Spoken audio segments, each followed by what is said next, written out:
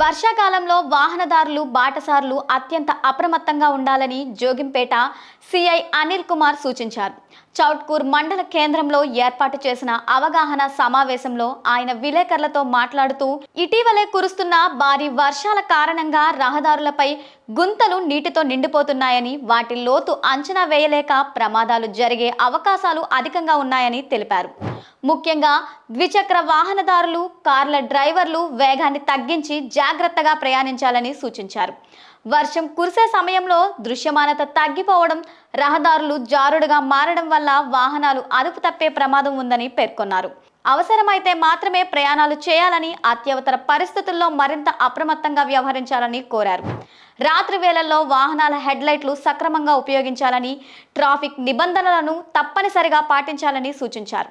అలాగే భారీ వర్షాల సమయంలో విద్యుత్ స్తంభాలు, తెగిపోయిన విద్యుత్ తీగలు లేదా నీటిలో మునిగిన విద్యుత్ పరికరాలను ఎట్టి పరిస్థితుల్లోనూ ముట్టుకోవద్దని హెచ్చరించారు. అనుమానాస్పద పరిస్థితులు కనిపిస్తే వెంటనే విద్యుత్ శాఖ అధికారులకు లేదా పోలీసులకు సమాచారాన్ని అందించవలసిందిగా సూచించారు. ప్రజలు అప్రమత్తంగా ఉండి పోలీసులు, రెవెన్యూ, విద్యుత్ శాఖ అధికారులు జారీ చేసే సూచనలను పాటిస్తే ప్రమాదాలను నివారించవచ్చని సిఐ అనిల్ కుమార్ తెలిపారు. ప్రజల సహకారంతోనే వర్షాకాలంలో ప్రాణ, ఆస్తి నష్టాలను తగ్గించవచ్చని ఆయన పేర్కొన్నారు. అందరికీ నమస్కారం. నా పేరు అనిల్ కుమార్, నేను సిఐ జోగిపేట.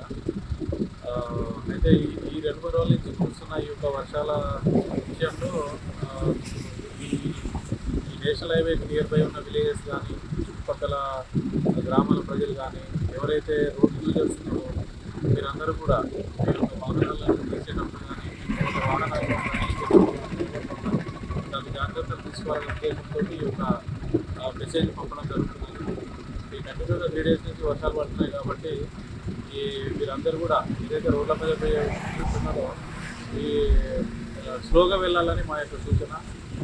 హెల్మెట్ పెట్టుకోండి కంపల్సరీ. చిన్న చిన్న వాటర్ హోల్స్ ఉండడం వల్ల అందులో వాటర్ ఉండి అది అందులో గుట్ట ఉన్నదా వాటర్ ఉన్నదా తెలియక కూడా ప్రమాదాలు జరిగే అవకాశం ఉంటుంది. కాబట్టి తక్కువ స్పీడ్తో వెళ్ళడం వల్ల మీరు ఏదైనా ప్రమాదాన్ని నివారించవచ్చు. కాబట్టి ఓవర్ స్పీడ్ వెళ్ళి ఈ యొక్క వర్షంలో గ్రిప్ లేక వెహికల్స్ టర్న్ అయ్యే అవకాశం ఉన్నది. ప్రమాదాలు జరిగి ప్రాణాలు పోయే అవకాశం ఉన్నది. కాబట్టి అందరూ కూడా తగు జాగ్రత్తలు తీసుకోవాలి. అదేవిధంగా ఎవరైతే గ్రామాలలో, చెరువులలో పోయే వ్యక్తులు కరెంటు పోల్స్ దగ్గరికి వెళ్ళకూడదు. లైవ్ కరెంటు సప్లై వాటర్ ఉంటే చాలా ఇబ్బందిగా ఉంటుంది. పశువులను కూడా వాటికి దగ్గరగా పోకుండా ఉండే విధంగా మీరు జాగ్రత్తలు తీసుకోండి.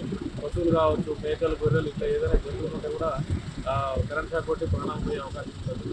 అదేవిధంగా గ్రామాలలో ఏదైనా చిన్న చిన్న మట్టి గోడలతో ఉన్న ఇళ్ళు కూడా వర్షాలకు మునిగిపోయే అవకాశం ఉన్నది. కాబట్టి ఆ విధంగా కూడా అట్లా ఏదైనా పరిస్థితులు ఉంటే లోకల్ ఎంఆర్ఓకి, అదేవిధంగా మా లోకల్ పోలీసు కూడా మీరు ఇన్ఫార్మ్ చేయండి. ఇన్ఫార్మ్ చేస్తే ఆ యొక్క ఇంటి కండిషన్ సిచ్యువేషన్ బట్టి మీరు ఎక్కడైనా పునరావాసానికి ఫిక్స్ చేసే రకంగా మేము చర్యలు తీసుకుంటాము. ఎక్కడ ప్రాణ నష్టం జరగకూడదనే ఉద్దేశంతో ఈ యొక్క సందేశం తీసుకున్నాము. కాబట్టి మీరు అందరూ కూడా గమనించాలి. ఏదన్నా కూడా మీరు మా పోలీస్ తరఫున కంట్రోల్ రూమ్ ఉన్నది, డైరెక్ట్గా కాల్ చేస్తే ఇమీడియట్గా మా పోలీసు సర్వీసెస్ మీకు అందుబాటులో ఉంటాయి. కాబట్టి మీరు అందరూ కూడా గమనించి ఈ వర్షం కాలంలో చిన్నపిల్లలని, ముఖ్యంగా ఈత రాని వాళ్ళని చెరువుల దగ్గరికి, ఈ వాగుల దగ్గరికి అక్కడికి పంపొద్దు. ఈత రాక సరదాగా అందులో ఆడుకొని ప్రాణాలు పోయే పరిస్థితులు ఉంటాయి. కాబట్టి ప్రజలందరూ కూడా గమనించి ఈ యొక్క సిచ్యువేషన్ని అర్థం చేసుకొని పరిస్థితుల ప్రభావాన్ని బట్టి నడుచుకోవాలని నేను కోరుతున్నాను.